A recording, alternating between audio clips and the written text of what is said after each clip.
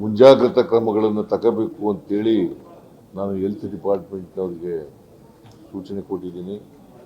ಮತ್ತು ನಮ್ಮ Dinesh Gundu Rao health minister ಅವ್ರಿಗೂ ಕೂಡ ಅವ್ರ ಜೊತೆಲೂ ಕೂಡ ಮಾತನಾಡಿದ್ದೀನಿ.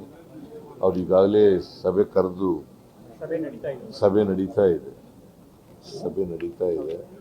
ಸೊ ನಾವೆಲ್ಲ ಮುಂಜಾಗ್ರತಾ ಕ್ರಮಗಳನ್ನು ತಗೊಳ್ತೀವಿ. ಅದನ್ನು ತಡೆಗಟ್ಟಲಿಕ್ಕೆ ಏನೇನು ಬೇಕು ಎಲ್ಲ ಕ್ರಮಗಳನ್ನು ಕೂಡ ಆರೋಗ್ಯ ಇಲಾಖೆ ಮತ್ತು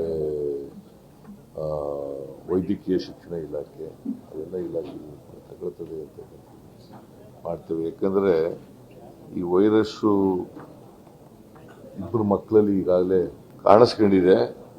ಅಂಥ ಅಪಾಯಕಾರಿ ವೈರಸ್ ಏನಲ್ಲ, ಆದರೂ ಕೂಡ ಮುಂಜಾಗ್ರತಾ ಕ್ರಮಗಳನ್ನು ರಾಜ್ಯ ಸರ್ಕಾರ ಏನೇನು ಬೇಕು ಅದಕ್ಕೆಲ್ಲ ಹೆಲ್ತ್ ಡಿಪಾರ್ಟ್ಮೆಂಟ್ ಅವ್ರು ಏನೇನು ಕೇಳ್ತಾರೆ ಅವೆಲ್ಲ ಒದಗಿಸ್ಕೊಡ್ತಕ್ಕಂಥ ಕೆಲಸ ಮಾಡಿ